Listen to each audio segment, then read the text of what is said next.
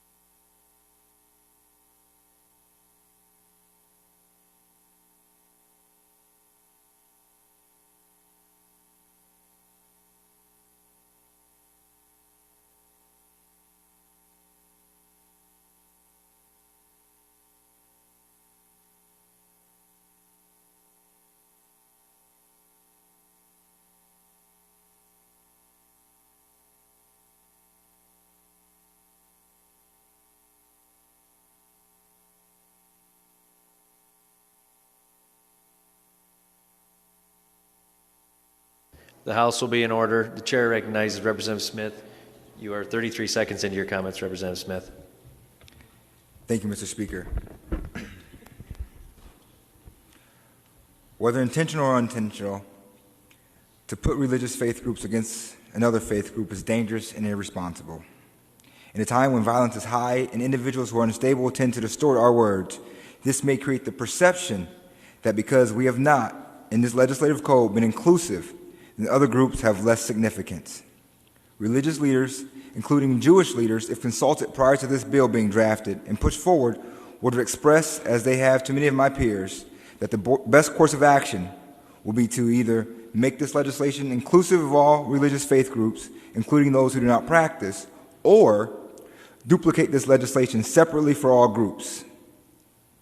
If this is part one of an unlimited series, I wish that would have been communicated to me earlier and we could have saved ourselves lots of time. But I don't believe that to be the case or to be our goal, because if that were the case, then those bills would have already been filed. If this legislation was simply designed to input the definition of anti-Semitism into the code, then our negotiations would have been much more fruitful. I wish I knew why, for some reason, this bill had to be done now, tonight. But to move forward in this way falls deaf to the history that throughout American history, African Americans and Jewish Americans and individuals from all walks of life marched together arm in arm to further civil rights for all. This bill unknowingly and quietly places a wedge amongst the most sacred aspects of our lives. My Jewish brothers and sisters, we will continue to stand with you, walk alongside you to eradicate hatred and oppression of all people. This will not break our bond. This will not stop our efforts to ensure that those of the Muslim faith feel comfortable in every space in this state. This will not break our effort to ensure that people of any religion and the lack thereof are valued the same. This may cause us to stumble slightly, but it will not defeat our goal of an inclusive, respectful society, a nation that is truly indivisible with liberty and justice for all. Thank you.